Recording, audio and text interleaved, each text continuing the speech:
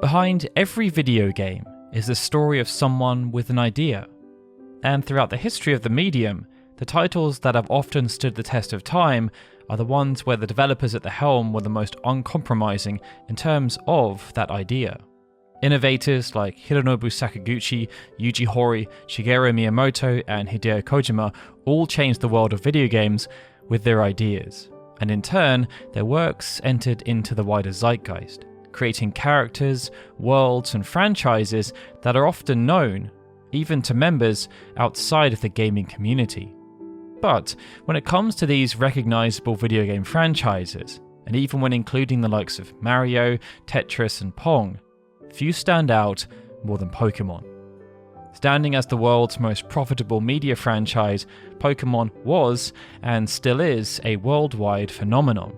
Which is why, for today's video, we wanted to take the time to examine the humble origins of arguably one of the most important video games ever made, while taking a look at how one individual's vision for what a game could be went on to completely revolutionize the medium and change the world. This is the development history of the first generation of Pokémon.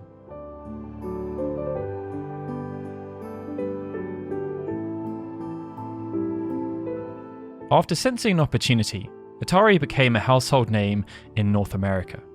They swept away the competition, and many Atari 2600 games like Pac-Man, Donkey Kong, and Pitfall ended up selling millions of copies. But by 1983, things had started to turn sour.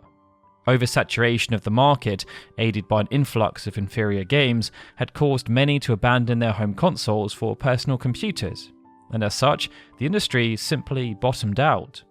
This was embodied by E.T., a game that underwhelmed, despite over 2.7 million copies being sold, with all the excess being dumped into landfills because retailers were just struggling to sell the product.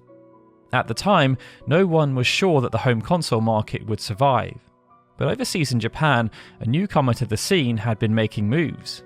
And having taken note of what happened with Atari, they were keen to avoid making the same mistakes. That company was none other than Nintendo. Nintendo was already a success in North America thanks to games like Donkey Kong, and back in Japan, their story was much the same, as they were huge in the arcade scene. This led to them exploring ways they could bring their arcade hits into the living rooms of consumers, and the family computer, which became known as the Famicom, was the method through which they were going to achieve that goal. When hooked up to a television set, the Famicom allowed players to insert game carts to pick which games to play, and with its two packed-in controllers, instantly turned any room into an arcade. But Nintendo wasn't alone in this goal. Other companies have been trying to replicate the success of Atari around the same time, with Epoch launching the cassette vision in 1981, and Nichibutsu launching My Vision in May of 1983. When Nintendo then launched the Famicom in Japan 2 months after the My Vision, they even had to go head-to-head with a similar offering from another arcade juggernaut, as Sega launched the SG-1000 on the exact same day. The majority of these consoles floundered though, and the Famicom won out against its competition, selling 4.3 million units within its first 2 years on sale. The initial success of the Famicom was fueled by first-party arcade ports, but new original properties were also produced, such as Duck Hunt and Super Mario Bros. Nintendo were also keen to make sure that focus was placed on their own first-party games, where they could have strict control over the quality of the titles being produced, but they realised this was limiting, and started offering licenses to third-party publishers, for a fee of course. After cementing their position in Japan, Nintendo then brought the Famicom stateside as the Nintendo Entertainment System. Taking what they had learned, they quickly reignited the video games industry in North America, and people the world over were left wondering what Nintendo's next move was going to be. Little did they know that in April of 1989, Nintendo was about to change the industry yet again when they launched the Game Boy. The brainchild of toy designer Gunpei Yokoi, the Game Boy was a handheld console that was a huge evolution on their Game & Watch line of portable LCD games. Fusing the portability of Game & Watch with the best parts of the Famicom, the Game Boy allowed players to not just play games on the go, but through the use of cartridges, allowed them to swap out which games they wanted to play. The Game Boy was also a price performer for both Nintendo and consumers, being relatively cost-effective to manufacture without sacrificing the final product's quality, and the results were akin to a portable, monochromatic NES. And what's more, by using the system's proprietary link cable, owners could even play against other Game Boy owners. Titles like Tetris quickly became very popular and acted as must-have games for the system, driving sales and even acting as a pack-in to help push more units. By the end of its first year on sale, the Game Boy had sold nearly 4 million units worldwide, and the number only continued to grow due to its ever-expanding library of quality games. Though action, platformer and puzzle games were easily some of the most popular, developers though were starting to explore other formats. Akitoshi Kawazu at Square, for example, had been tasked with creating a Tetris clone by his superiors, but he believed the Game Boy was capable of supporting role-playing games, and this led to the creation of Makai Toshi Saga, or Final Fantasy Legend, as it was known in North America. This game proved to be a smash hit, becoming the first non-Nintendo published game to sell over 1 million copies on the system. By the end of 1989, everything seemed to be going Nintendo's way, and in a lot of ways, it was. But even before the Game Boy's launch, Nintendo was well aware that they couldn't just rely on their past successes. So, to avoid the same fate as Atari and other companies, they did everything they could to continue to wow their existing and new audiences alike. To do that, they sought to attract new, talented individuals to the industry. And this was something that Hiroshi Yamauchi, the president of Nintendo, was acutely involved in. After taking over as president and chairman of Nintendo in 1949, Yamauchi had not been afraid to innovate. But one of the most crucial elements was his ability to surround himself with creative individuals and then let them explore and experiment. Individuals such as Gunpei Yokoi and Shigeru Miyamoto, but also people like Shigesato Itoi. Yamauchi happens to be watching a TV show one evening where a debate was taking place around the merits of video games. Itoi, who was a prominent and respected writer at the time, was there in defense of video games. Yamauchi decided that Nintendo needed to try and recruit him based on how he had handled himself on the show. What Yamauchi did not know, however, was that Itoi was already interested in making his own games, having been enamored by Dragon Quest. And in fact, he'd already been working on one that was codenamed ESP-1, an RPG that was set in the modern day as opposed to having a strong foundation in high fantasy. So when the offer came, Itoi readily accepted. The idea was that Itoi should head up a brand new company with Nintendo's financial support, where he would act as CEO, helping to collect ideas and produce new innovative titles for Nintendo. The company was dubbed Ape Incorporated, and it was founded in March of 1989, just slightly before the launch of the Game Boy. Under the watchful eye of Itoi, they then developed ESP-1 into a full game.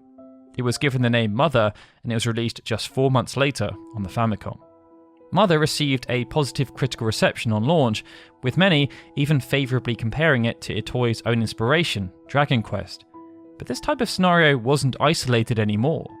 Due to Nintendo's successes in the games industry throughout the 1980s, more and more individuals were getting into the field of making games for their consoles. And with the quality of games possible on the home consoles having improved dramatically over a short period of time, games started to take their first tentative steps into being considered a serious entertainment medium, proving themselves to be much more than the simple toys many thought them to be. Some developers, who'd already been focused on making games for personal computers, also realised the potential of the Famicom and what the home console market could offer them, both in terms of hardware and the exploding customer base. It saw companies such as Capcom and Konami capitalise on the immense success of Nintendo's home console, but smaller publishers such as Enix and Square were also able to forge their own path too, driven by Dragon Quest and Final Fantasy respectively. This, in turn, inspired yet another round of creators, and one such individual was a man named Satoshi Tajiri. Growing up in the 1970s when Tokyo was home to more green and outdoorsy spaces, Tajiri had spent his childhood catching bugs outdoors. When urban expansion began to encroach on the same places he'd used to enjoy playing in though, his interest turned to video games, and arcades subsequently replaced the fields, forests and the rivers of his youth. Skipping school to play arcade games, Tajiri became such a big fan that he even began to collect game boards of his favourite titles, such as Namco's popular Xevious. Eventually, this fandom blossomed into a new project that eventually began to take up Tajiri's time, a fan-made magazine called Game Freak. Running from the early 1980s, Game Freak started out small as a handwritten and illustrated publication, but slowly became more and more professional as its readership expanded. Not satisfied in limiting himself to just writing about video games though, Tajiri had also kept himself busy tinkering with them too, even taking apart a Famicom to see how it worked. This public love and adoration of video games eventually gained Tajiri the attention of Tsunekazu Ishihara, who at the time was working at a video production company making programs about video games. Ishihara knew Tajiri was an expert of video games from his work with Game Freak, but quickly came to learn just how deep his knowledge ran. And he was immensely impressed by Tajiri's ability to recount the detailed history of his favourite games. This then kicked off what proved to be an extremely valuable working relationship between the two, as well as sparking Ishihara's own interest in making games. For Tajiri's part, he continued to tinker with games, and this eventually turned into a new idea. What if, instead of being a fan and hobbyist, he was instead to pursue creating video games professionally? Tajiri had previously won a contest sponsored by Sega for a game concept he produced at the age of 16, and he was even able to teach himself most of the skills needed to begin programming for the Famicom. Not to mention that through his work at Game Freak, he'd also come across other like-minded individuals he could potentially enlist to help. Thus, Tajiri set about making games under the Game Freak name.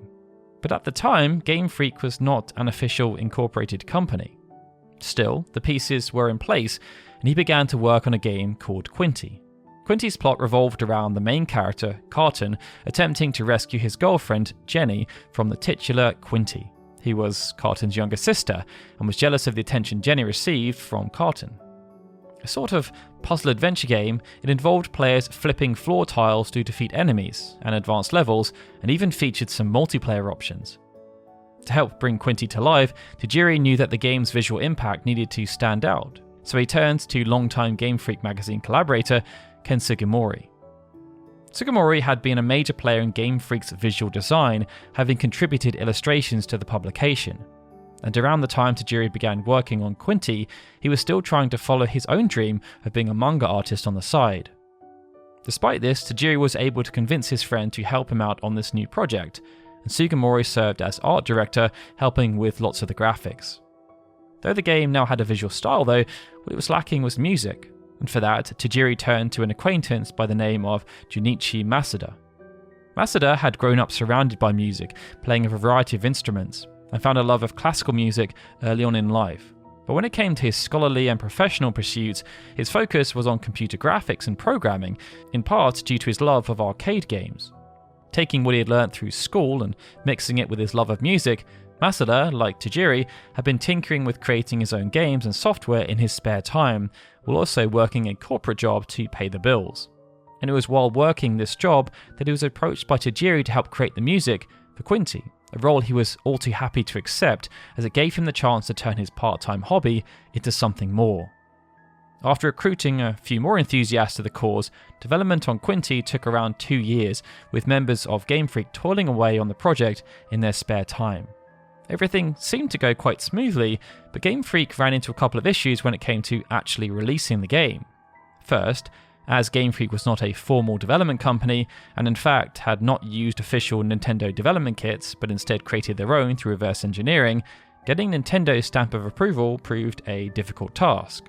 So Tajiri turned to Namco, as he had hoped from early on in development to have Quinty published by the same company that had released his beloved Xevious, which then led to the second issue. Namco was not interested in working with Game Freak if they weren't a proper company. As such, Tajiri and other members of Game Freak made the conscious decision to incorporate, and so what was once a collection of hobbyists rallied behind the banner of a fanzine turned into Game Freak Incorporated, the corporate entity.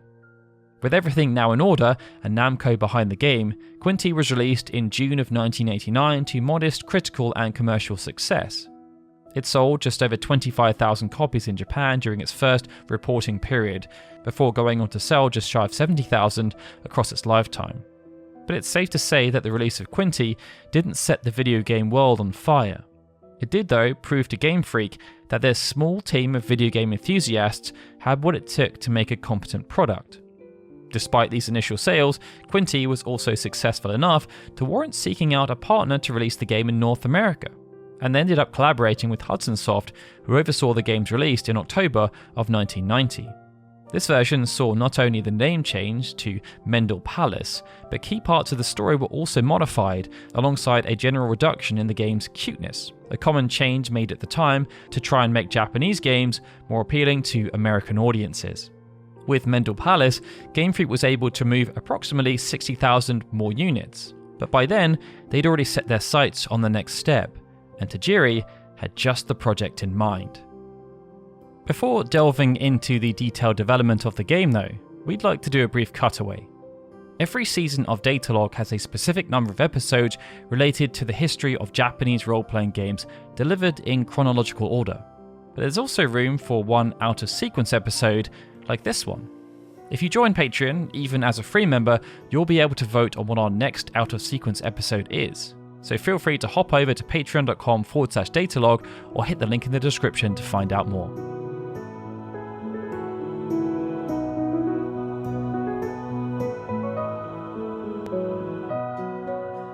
Since the foundation of Game Freak as an official company, Tajiri had been working on a concept that he was keen to bring to the rest of the team.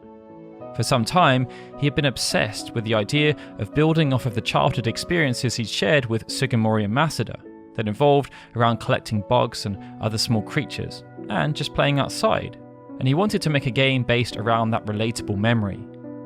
But Tajiri also wanted to add another aspect that he felt would elevate the concept even further: trading. When playing Dragon Quest II with Sugimori, Tajiri found it frustrating that the two couldn't exchange rare items that they just happened to have duplicates of between each other's games in order to help each other out. So he thought that a system wherein players could not only collect things but also trade them was something that might work well. The Famicom, unfortunately, was not an ideal system for this type of multiplayer feature, as it lacked the capabilities. But things were different with Nintendo's new console, the Game Boy, as it had a link cable and was very portable. The link cable opened up numerous possibilities for Tajiri's idea, as it allowed for not only competition, but also cooperation between players, something that hadn't really been explored before.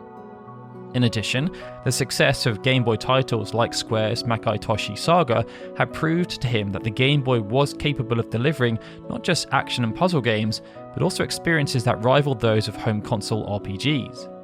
Thus, working with the small team at Game Freak, Tajiri began assembling a design document for a new role-playing game based around collecting and trading creatures, a title that was dubbed Capsule Monsters. Inspired heavily by the Ultraman series' Capsule Monster characters, the core pitch of Capsule Monsters was simple: utilize the strength of the Game Boy and its link cable to create an RPG that allowed players to travel the world and explore dungeons, while collecting, trading, and battling kaiju monsters that were stored in capsules. Outside of gameplay, however, Game Freak's pitch for Capsule Monsters also featured a cultural angle, as they hoped that the game would allow players from a variety of backgrounds to open up a multitude of new, real-world channels of communication between each other as they played. Armed with a new and intriguing idea, Tajiri was eager to share what he and Game Freak was thinking of, so he decided to pay a visit to his friend, Tsunekazu Ishihara. While Tajiri was busy working on Quinty, and Ishihara had been working on his own project, the two had kept in touch. And at some point, Ishihara shared that he had begun working at a Toys Ape Incorporated. This surprised Tajiri, as it seemed his friend was more interested in video games than he had first thought. Due to this development, after the release of Quinty, Tajiri decided to run his idea past Ishihara, and as a result, they ended up informally pitching the idea to multiple members of Ape Incorporated's management staff. Also present at the meeting was Takashi Kawaguchi, a producer at Nintendo. Though not an official pitch, Kawaguchi was impressed by Tajiri's idea and took the concept back to Nintendo, telling them that he wished to help get the project developed. The concept for Capsule Monsters was unlike anything Nintendo had previously seen, but Tajiri's idea had impressed the right people, and word even made its way up to Shigeru Miyamoto. As it turned out, Miyamoto had also played Quinty and was impressed by what he had seen, believing that Tajiri had struck a solid balance between gameplay and wider player appeal. What's more, Miyamoto had previously been introduced to Tajiri through Ishihara, where he had expressed his belief in the young developer's studio and his abilities. So when the pitch for Capsule Monsters was presented to Nintendo by Kawaguchi not long after, Miyamoto expressed his interest in the project because he was struck by the novel use of the Game Boy's hardware. Thus, Nintendo was brought on board, and they even agreed to fund initial development costs with Ishihara assigned as producer. However, right out of the gate, issues were encountered. Though the project was new and exciting, the more Tajiri and Game Freak developed and tested ideas, the larger and larger the game ballooned into something beyond the scope of what the young team could accomplish. And despite bringing numerous prototypes and updates to Nintendo, real progress on the game was slow at first, not developing far beyond the initial pitch document. To make matters worse, the initial funding provided by Nintendo was already beginning to run thin. Game Freak therefore needed to do something in order to keep the company afloat if they hoped to eventually release Capsule Monsters. Ishihara had told Tajiri that what Game Freak needed to do was cut their teeth on smaller projects with stricter development scopes. He believed this would enable the team to hone their talents while providing them with a more reliable stream of income. And when the stars aligned in terms of skills and capital, they could then return to pursue their dreams of developing Capsule Monsters into a full game. This was when Miyamoto opted to act as mentor to Tajiri, connecting him with Gunpei Yokoi. At the request of Yokoi, Game Freak set to work on crafting Yoshi, a puzzle game for the Game Boy based on the Nintendo character of the same name, while also simultaneously working on a platformer for the Super Famicom in conjunction with System Sarcom named Jerry Boy. Both Yoshi and Jerry Boy released towards the end of 1991, and over the next few years, Game Freak continued to leave Capsule Monsters on the back burner, continuing to support Nintendo, but also playing the field by releasing a game called Pulseman for the Sega Mega Drive. Though perhaps not what Tajiri had planned, this strategy allowed his team to continue to exist, but it also gave them the opportunity to bring new staff into the fold, such as Shigeki Morimoto, a programmer who joined in 1992, and Atsuko Nishida, a graphic designer who helped on Pulseman. After a few years, with numerous projects under their belt and a solid team built, Game Freak continued to prove their worth to the industry, and when the time was right, Ishihara helped to get Capsule Monsters back on track after nearly 3 years of relative inactivity. Now vice president at Ape Incorporated, Ishihara had been patiently biding his time for when development could resume. In this time though, he'd also become interested in card games, and he felt their nuanced mechanics were something that could be incorporated into the Capsule Monsters project, and he was eager to see Tajiri's idea brought to life, knowing the potential it had. Going to Tajiri and Game Freak, Ishihara again took the role of producer on the project, and development was reignited. Luckily, Game Freak still had the blessings of Nintendo and Miyamoto, in large part due to how they proved themselves in the years following the initial pitch of the project. But this period of stalled development also meant that there were low expectations and no real due date, in addition to limited to minimal financial support, so the team was basically left on their own. In many ways, it was sink or swim, but it was also a time of great opportunity, as Nintendo was watching carefully to see what Game Freak could pull off. But first, the name of the project needed to change. As it turned out, since the initial pitch, issues had been discovered around the Capsule Monsters name, and Game Freak wasn't sure they'd be able to copyright it due to similarities with Ultraman.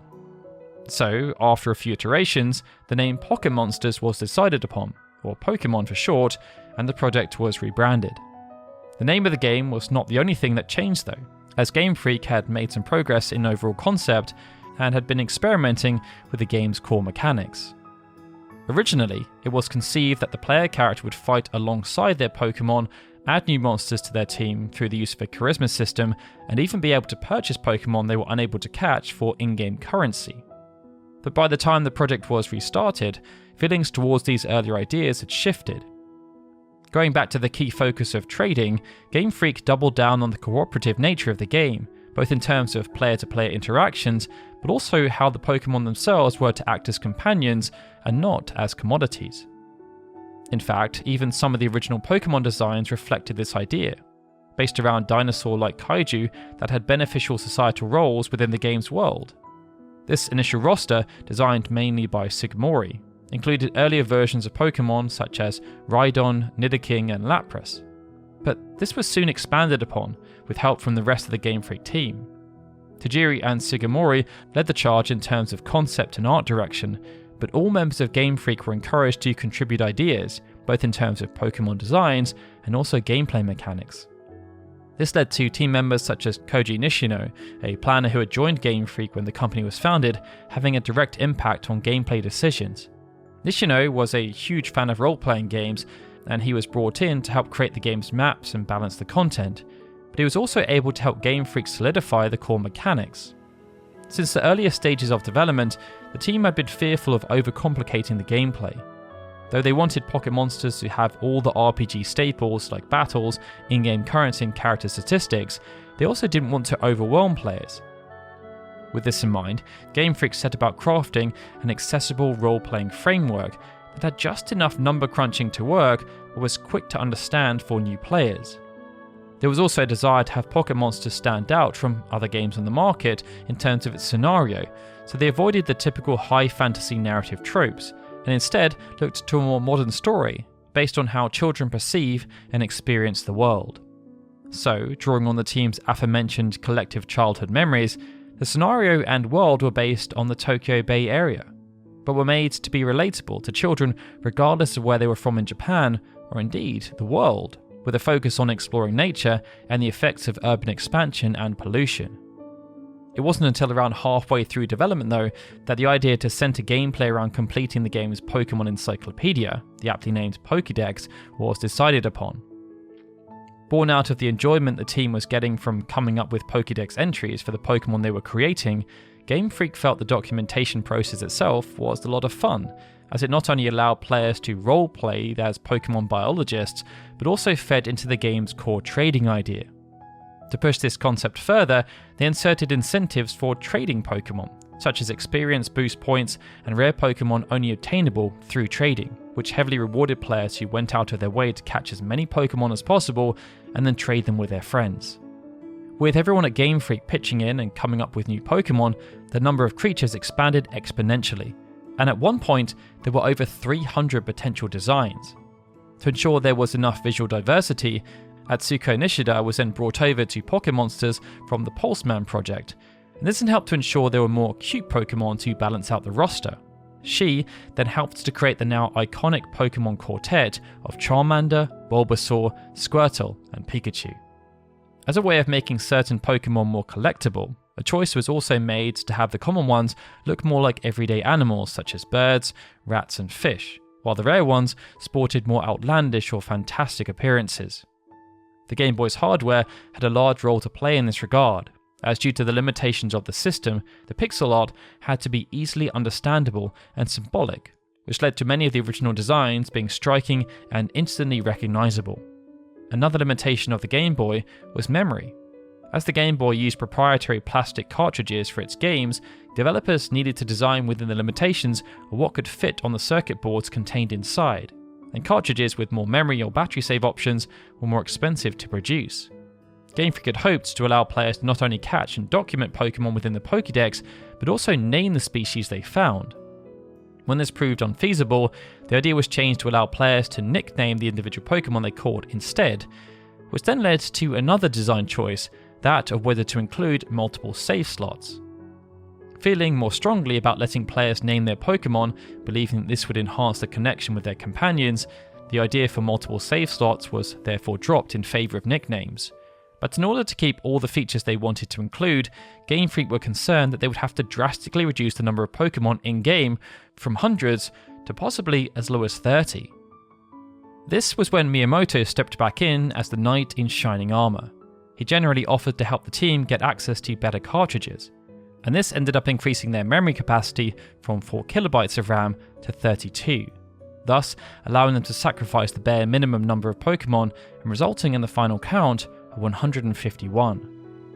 Miyamoto was also responsible for another key aspect of the game, the decision to release as two separate versions. He believed that in order to build upon Game Freak's idea of establishing a personal connection to their Pokémon, that this notion had to begin at the store, when the player was actually purchasing their copy. He proposed that each version of the game should feature different catchable Pokémon, something that would further encourage players to trade with their friends in order to complete their Pokédexes.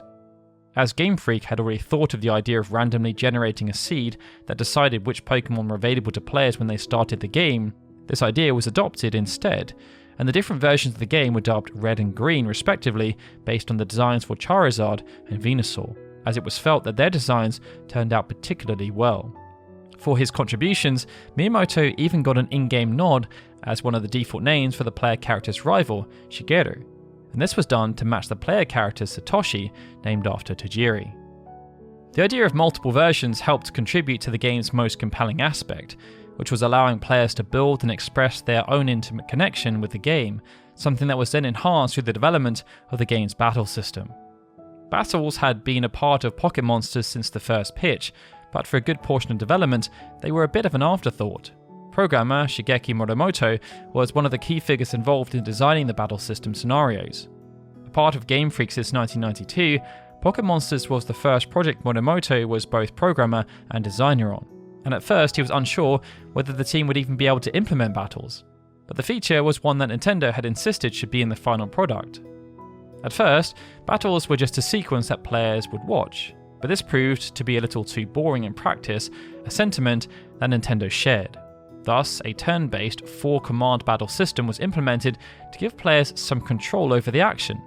This allowed players to give their Pokémon a unique combination of up to 4 moves, and though the system was basic, it allowed a lot of room for expression and replayability, as the number of combinations per Pokémon was staggering.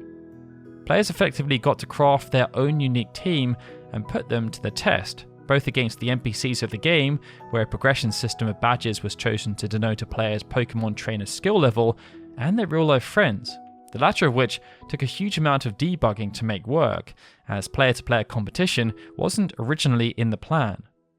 Planner Nishino was then integral to the team when it came to ensuring the battle sequences were as immersive as possible, helping with all the behind-the-scenes number crunching that made the dynamic combat hard to predict.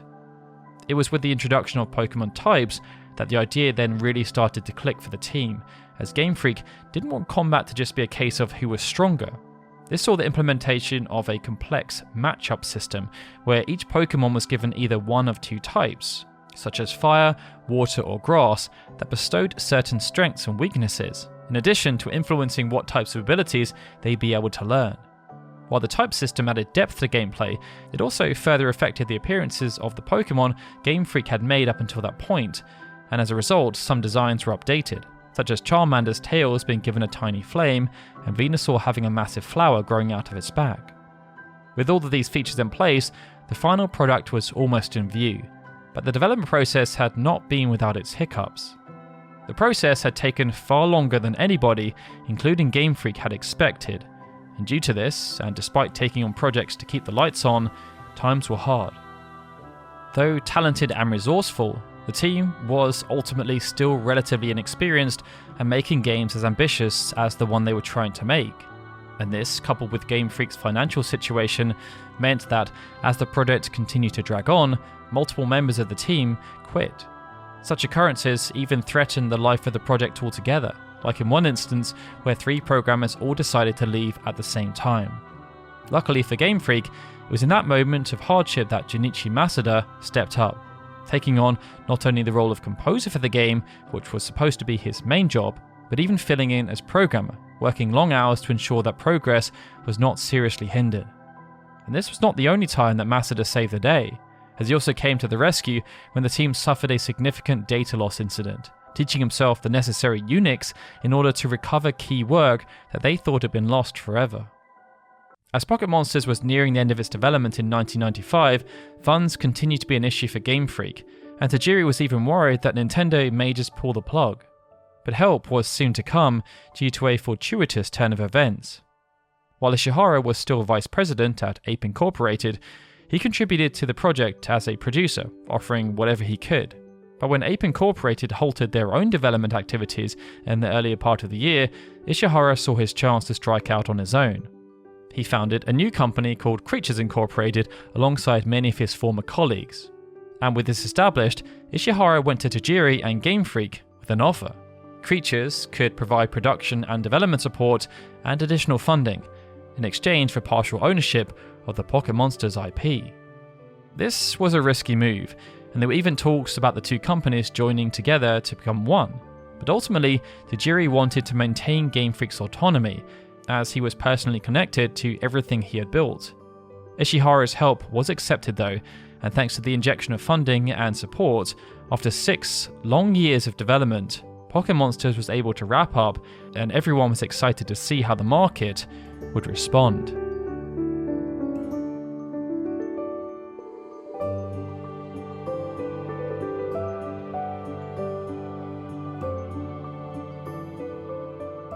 Despite all of the issues encountered, development on Pokémonsters was wrapped up in October of 1995, and it was sent into production ahead of a scheduled release date of the 21st of December 1995, a date that was made public. However, the decision to make multiple versions of the game caused issues with the supply chain, as they were expected to print 2 versions of the same game, with both intended to release on the same day. Such an approach had not really been trialled before, and the chain broke down. There just wasn't enough time before the intended release date to get both the red and green iterations of Pokémonsters ready concurrently. Thus, Nintendo was given no choice but to delay both versions of Pokémonsters until the 27th of February 1996. Internally, the staff who had worked on the game did not expect huge returns, but they did have ambitions, and there was a sense that if they could sell 1 million copies of Pokémonsters, then they would have succeeded in establishing a strong enough player base to create a fun trading ecosystem, irrespective of where people were based around the country. Nintendo, on the other hand, had no such aspirations. Although they had believed in the project and opted to see it through until the end when they could have easily overseen its cancellation, there was also an acceptance that Pokémonsters was launching towards the end of the Game Boy's life cycle, and that because of this, it was going to be difficult for them to attract any kind of media attention in the build-up. It meant no major magazines or television shows were willing to feature Pokémonsters in their coverage in any major way, and despite how marketable the game could have been due to the Pokémon themselves, no major toy makers were interested either at this time. Things had just moved on, and publications were more focused on games with stunning graphics like the newly announced Final Fantasy VII, which was coming to the PlayStation. A far cry from the Game Boy and its limited scope games and retro monochromatic graphics. During its first week on sale, the red and green versions of Pokémonsters managed to sell 109,000 copies combined. This positioned it as the 6th biggest software launch since the Game Boy had been released, placing it behind the likes of Super Mario Land 2 and on par with Super Mario Land 3, while beating out the likes of The Legend of Zelda: Link's Awakening. However, despite these initial strong sales, revenue was poor. Pokémonsters had retailed for only 3,900 yen, which was cheap, even for a Game Boy game, with the likes of Saga 3 and Seiken Densetsu retailing for 4,900 yen. This meant the initial sales only generated around 426 million yen, or the equivalent of $2.8 million at the time. Given how long the game had spent in development compared to its contemporaries, these returns were not ideal, and they were worlds apart from what rival companies were seeing from releasing games on the Super Famicom. Bahamut Lagoon, for example, managed to sell 208,000 copies during its first week on sale, generating the equivalent of $18 million. Early consumers and critics were initially also not quite sure what to make of this new game due to how conceptual it was. They had never seen anything quite like its unique blend of role-playing mechanics, monster battling, and gachapon. These thoughts were reflected upon somewhat in the game's initial critical reception, with Famitsu giving it a respectable, but not stunning, 29 out of 40. The most positive reviewer amongst the 4, who scored Pokémonsters as an 8 out of 10, noted that as an RPG, the game was somewhat lacking, which was understandable given the limitations of the Game Boy compared to the likes of the Super Famicom. But they also highlighted and appreciated its true strength: collecting. The other reviewers, who all awarded Pokémonsters a 7 out of 10, noted that they had become obsessed with the game and appreciated the novel approach of having different Pokémon available across the 2 versions, even wondering whether other publishers would be able to replicate this approach. But the road ahead was uncertain. When excluding Mario games and Tetris, both of which were exceptions to the rule, amongst the 10 fastest selling games on the Game Boy, the typical lifetime sales were 8 times what was accomplished during the first reporting period. But even this was skewed, as while Kirby-related games often achieved around 20 times the returns, other games like Super Momotaro Densetsu and Magical Taro Ruto-kun only achieved 3 times, and they were released much earlier in the console's life cycle. Sticking with the average though, it meant the initial goal of 1 million units was within reach, but they'd have to work hard to see that goal achieved. In this regard, Ishihara knew that their primary audience was going to be school-aged children, and was sure that playground word of mouth would do more for them than traditional ad campaigns. So he went right to magazines like Koro Koro and various school publications to push their brand new game. Though there had been little expectation from Nintendo of the game becoming a runaway hit, Ishihara's efforts with this type of unorthodox print media proved successful, and what started as a slow burn in sales soon began to grow, with orders for the game becoming more and more steady as the months dragged on. It wasn't until the summer though that Pocket Monsters really hit its stride, and from July onwards, which coincided with the summer holidays, it went from selling around 10 to 20,000 copies a week to sometimes almost 30,000 copies. For Kawaguchi, the biggest marker that what they were doing was working was when conducting the first ever Pokemon-related giveaway, again through Koro Koro magazine. Here, Nintendo offered up the Pokemon Mew as a raffle prize, with winners sending their game in to have the rare creature put into their save file. And the reason that this was such a special offer was that technically, Mew was impossible to get in the game. This rare Pokemon, which was the 151st in the Pokédex, was a little Easter egg slipped into both versions of the game near the end of development by programmer Shigeki Morimoto. But Mew eventually turned out to be the ultimate schoolyard rumour, which lended to its mystique. Nintendo and Game Freak thought that a limited giveaway for the creature, complete with a write-up on it, would certainly entice people, because then they'd want to trade it with their friends. But they had not expected such a fervent response from fans. They had planned for only 20 winners, but the contest received over 78,000 applications, and it showed Nintendo and Game Freak that things were definitely trending in the right direction. Opting to strike while the iron was hot, Game Freak then didn't rest on their laurels. After launch, they continued to work on Pocket Monsters, seeking to improve their own skills, not to mention continuing to refine the gameplay and artwork and fix any issues that arose around the rather brute force playtesting that was happening throughout Japan. Due to the unorthodox nature of the development process and the difficulties the team had experienced incorporating all the innovative features they sought to include, Game Freak simply wanted to learn from their past mistakes to see what they could do better next time, and working to simply improve their recently released game just felt efficient. Soon, however, this became more than just a homework project, as it turned into a completely new version of the game altogether, a version called Pocket Monsters Blue. This not only contained fixes for all of the game's glaring bugs that had unfortunately made it to the final release, but also improvements to the game, especially with regards to visual design. As sales continued, plans were made to release Pocket Monsters Blue, but instead of pushing it out to retail, they took a different approach. The collaboration with Koro Koro magazine had been a key component in helping to grow exposure. So 6 months after Nintendo had done the Mew giveaway, a new edition of the magazine was sent to members, and inside they were told that readers would have the exclusive opportunity to purchase, by mail order, their very own copy of Pocket Monsters Blue. And this was the only way to obtain a copy. The process here was simple, if not a little unorthodox by modern standards. Readers needed to send an application for their copy before receiving the game in the mail, and then sending back a bank transfer form for payment. This method of made-to-order, though very trusting of the consumer, allowed Nintendo to manufacture just the right amount of copies they needed by demand, similar to a pre-order. By the end of the year, thanks to all of these initiatives, sales of Pocket Monsters Red and Green skyrocketed, and almost 200,000 copies were sold in December alone. By the end of 1996, this meant Pocket Monsters had sold over 1 million copies, outselling every game released that year on home consoles in Japan, including the likes of Resident Evil, Tekken 2, Super Mario 64, and Mario Kart 64.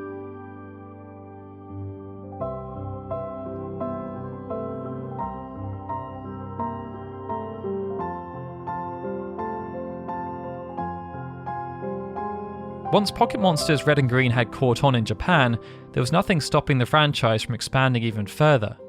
Full of lovable, cute and cool characters, the series was ripe for merchandising opportunities, and even though toy manufacturers were initially uninterested, by the end of the year everything was on the table in terms of potential licensing. But none of these opportunities were bigger than the trading card game. Tajiri, though protective of Game Freak, saw the IP as a team effort between his company, Creatures Incorporated, and Nintendo, and as a result felt that creative control over the trading card game was in safe hands with Ishihara. Thus, Creatures took over the game's development. Drawing from the Game Boy's core concept, the design of the trading card game centered on the idea of Pokémon battles, allowing players to take on the roles of Pokémon trainers and fight against each other with carefully crafted decks featuring their favorite Pokémon. In order to add variety and replayability, the card game also leaned heavily on the medium's strengths, namely the collectible aspect, which served as a real-life analogue for the trading and battling that happened in the game. What's more, artwork for the card was provided by a variety of contributors, even including Ken Sugimori himself, adding an additional layer of authenticity to the project. Launched around the same time as Pocket Monsters Blue in October of 1996, the trading card game was a hit, and in time proved to serve as an important and popular merchandising pillar for the franchise. Someone who also saw the early potential was Masakazu Kubo, who was an executive producer at the publishing company Shogakukan, who published Korokoro amongst other publications. After seeing how much audiences were resonating, he decided to broach the subject of expanding the game's scenario exclusively to his readers. Thus, the Pocket Monsters comic was born, and to ensure everything worked well together in synergistic harmony, Kubo requested that each issue of the comic came with free trading cards to entice even more readers to the publication and continue the craze. Nintendo were also keen to continue the momentum, and despite initially being mixed on the idea of an anime adaptation of the game due to how fervent the fanbase was, Tajiri settled their nerves by stating that, as long as the team making the anime played and understood the games, then the project should be in good hands. Faith, however, had to be placed in Shogakukan. As they had collaborated so closely throughout the Brides of Pocket Monsters and were also overseeing the comic, they were placed in charge of production, and they selected a studio called Oriental Light and Magic. After starting out as a general entertainment company, OLM had initially been assisting other game development studios such as Taito, Sunsoft and Kemco. But in 1995, they founded a subsidiary called OLM Digital that was tasked with overseeing the production of digital paint and composite photography. Their initial foray into anime was an adaptation of Wedding Peach, and after a successful pitch, they won the Pocket Monsters contract. The first episode aired in April of 1997, just over a year after the release of the game, and the anime told the story of a young boy named Satoshi, after Jijiri, and his cantankerous Pikachu, as they travelled the region of Kanto with their friends on a quest to collect rare Pokémon and become a master trainer. Like the card game before it, the anime also proved a huge hit with fans, and Nintendo was quickly inundated with offers to make character merchandise based on the property, which they happily accepted. According to Kawaguchi, some of these small companies that first obtained the license to create Pokémon merchandise made as much as 5 years' worth of sales in only 6 months, proving to Nintendo that it was time to take the franchise outside of Japan and see what they could do on the world stage. But such success didn't come without drawbacks. When the anime debuted, there was an initial spike in sales for the game, and across a 2-week period, another 150,000 copies were sold, bringing total sales up to 1.8 million. By the beginning of December at the end of that year, Pocket Monsters had reached 4.6 million units sold, which meant since the launch of the anime, a further 2.8 million had been shifted, a rate of around 350,000 units per month. Despite newer sparkly games launching on the PlayStation like Final Fantasy VII, Final Fantasy Tactics, Gran Turismo, and even Parappa the Rapper, Pocket Monsters had outlasted them all. This momentum was threatened though when the 38th episode of the anime aired on the 16th of December 1997. It featured a sequence where Pikachu shot out bolts of lightning at a rapid pace, and though this wasn't an uncommon occurrence in anime shows, the specific colour combination used led to almost 700 children suffering seizures when they watched the show. Such was the significance of the occurrence and the speed at which the news spread, that Tokyo TV, the primary network of the show, and all non-affiliated TV stations stopped airing the episode immediately, and further announced that they would stop broadcasting the anime until the end of the year. The Japanese government then launched an official investigation, which led to a temporary shutdown on the production of the show. The nature of these events was shocking for everyone involved, but they also threatened to derail talks that were underway relating to expansion. After the success of Pokémon Monsters in Japan, the next obvious markets were North America and Europe. But the anime scandal happened right when Game Freak and Shogakukan were having concurrent talks with Nintendo of America about both the game and the anime. This issue was even brought up during a White House press briefing on the 19th of December 1997, when Mike McCurry, who served in the Bill Clinton administration as the White House press secretary, was asked to respond to what had happened on behalf of the president, as there was a growing concern that children's television was becoming a problem. In response, McCurry stated that President Clinton was no doubt aware of the incident and said that protecting children from such incidents in the United States was something he would take very seriously. At the beginning of 1998, experts from TV Tokyo and the Japanese Ministry of Post and Telecommunications were then sent to both the United States and the United Kingdom, tasked with convincing, in the US, the Federal Communications Commission and the three major networks, and in the United Kingdom, the British Independent Television Commission and the BBC, that they had learnt from what had happened and that they were able to ensure it would never happen again. By April of 1998, specific production guidelines were enacted by the Japan Commercial Broadcasting Federation, NHK, and TV Tokyo, and Pokémon Monsters was then allowed to return to TVs. The switch and serious nature of Japan's response then helped to allay fears in international markets, and after some tough conversations, both Nintendo of America and Nintendo of Europe gave their blessing for Pokémon Monsters to go international. The first thing to change for this new release, though, was the name. Even though Pokémon Monsters had proved to be a successful brand, the decision was taken to adopt the shorthand name of Pokémon instead, as they believed it would be easier for consumers to say.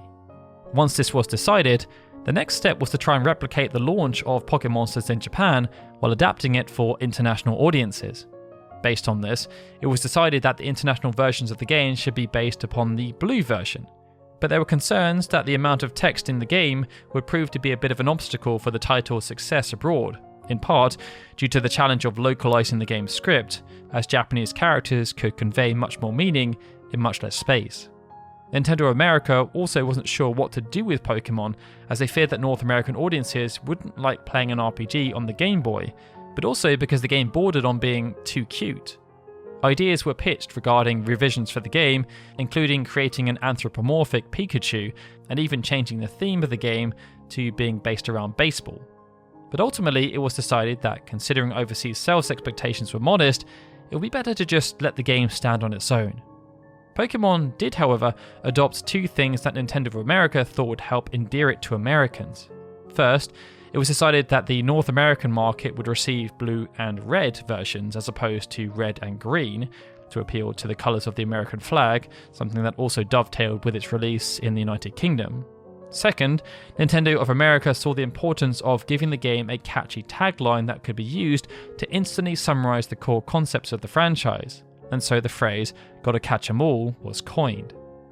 Armed with a new title, motto, and the most updated versions of the game possible, all that was left for Nintendo to do was put the pedal to the metal and see what happened. The ensuing marketing blitz revolved around a variety of tactics. Staying closer to home, they sent out informational tapes to existing Nintendo Power subscribers to explain what Pokémon was, but there were also fast food tie-ins, and they even partnered with Volkswagen to do a promotional event featuring the Beetle. Taking a number of Beetles and turning them into Pikachu cars, this event saw 10 skydivers parachute out of a plane over Topeka, Kansas, which was briefly renamed to Pikachu. Those skydivers then got into the Pikachu Beetles and drove across the United States, giving away promotional material on the franchise and showing off the games. Though all of these efforts went a long way to building up hype ahead of the North American release, by far the most valuable property to shine though was the anime. The first episode aired on the 8th of September 1998, before the game had hit store shelves. Dubbed into English and released for syndication by 4Kids Entertainment, the anime featured some minor changes, such as Satoshi being renamed to Ash Ketchum, but the show was essentially the same. Broadcasters, however, weren't sure what to make of the show out of the gate, so 4Kids had to barter Nintendo's advertising budget to get airplay on local stations, a move which was risky but wound up working in their favour. In total, Nintendo reportedly spent around $15 to $20 million marketing Pokémon to North America. And by the time the games launched on the 20th of September 1998, everything was raring to go. Launching at the beginning of the peak season, the initial reception was very different from the slow burn that had been experienced in Japan. Around 400,000 copies were sold in its first month alone, and by the 10-month mark, that number had risen to 4 million, blowing the Japanese release of Red and Green out of the water. Everything Nintendo had done had paid off, and the games were a huge hit both with fans and critics alike, earning universal acclaim from multiple publications such as IGN and GameSpot, who praised its depth of play, accessibility, innovation, and robust multiplayer features. By the start of 1999, Pokemania was in full swing. It seemed Nintendo, Game Freak, and creators had found the formula to success, and the only thing left to do was to keep the fire that Tajiri had started alive any way they could. Based on the success of the Pocket Monsters Blue release in Japan and the breakaway animated show, the decision was then taken to release another version of Pocket Monsters, which this time was called Pocket Monsters Pikachu, adopting the yellow colouring. This new version was inspired by the success of the anime and featured some story changes to reflect it, such as the inclusion of characters like Jesse and James of Team Rocket fame, alongside minor tweaks to gameplay mechanics and new sprite work, similar to what had been done for the Blue version. But the biggest change came in the form of the Pikachu version's new starter Pokemon choice, which was Pikachu.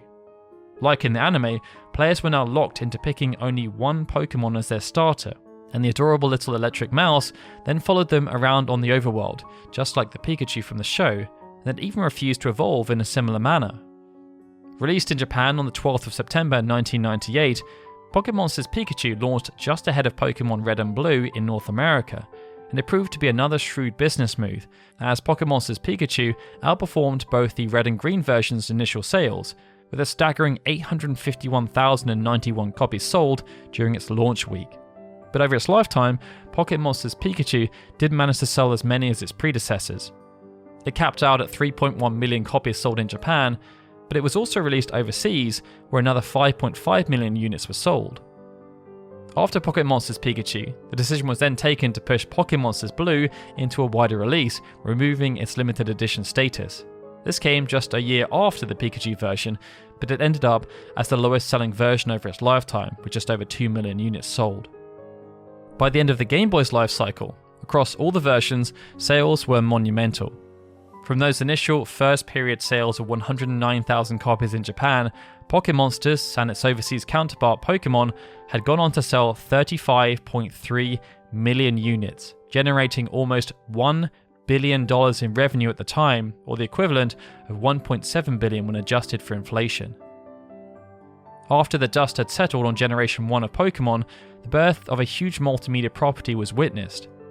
But to ensure fans who came into the franchise later down the line were not left out of experiencing how everything started, Game Freak worked on remakes of the original Pokemon games, with each attempting to bring a new generation of fans into the fold using the blueprints of the games that started it all.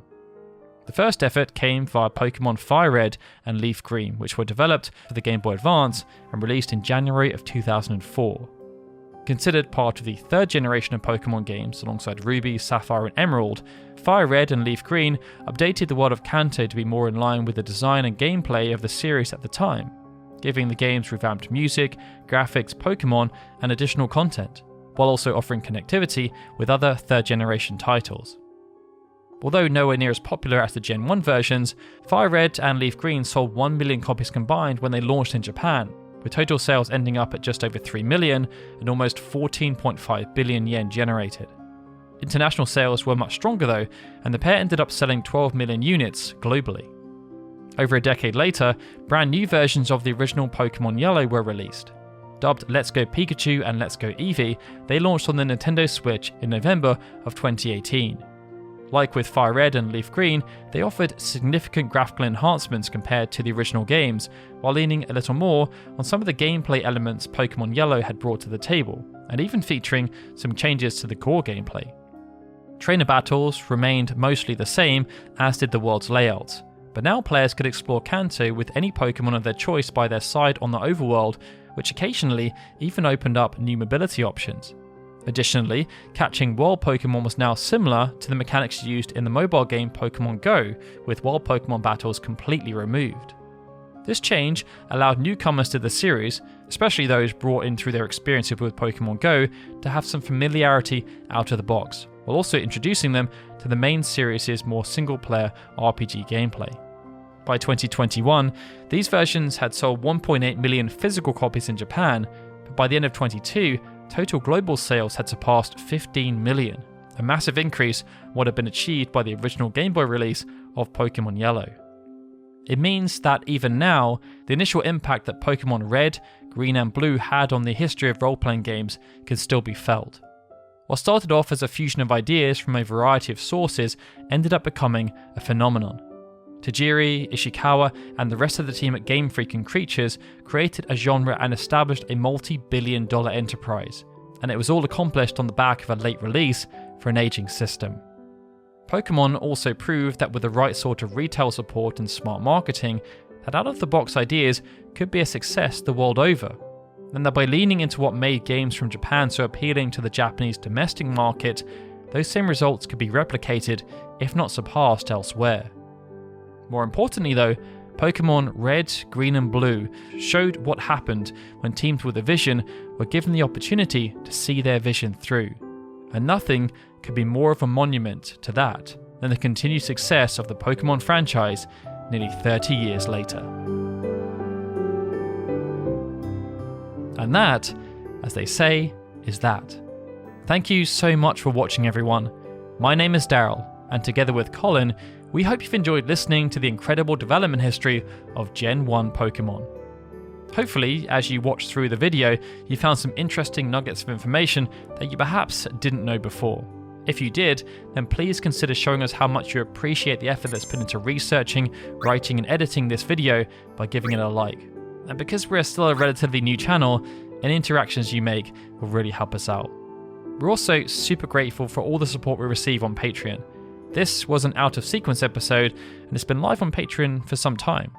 If you support now though, you can help to influence what our next out of sequence episode is, and you'll be able to watch it early in Season 2, as well as getting access to a full-length episode that's Patreon exclusive, which is all about Destiny of an Emperor. You can find out more at patreon.com/datalog. Alright everyone, with that, this is Darryl signing out. I'll see you all again soon for more RPG goodness.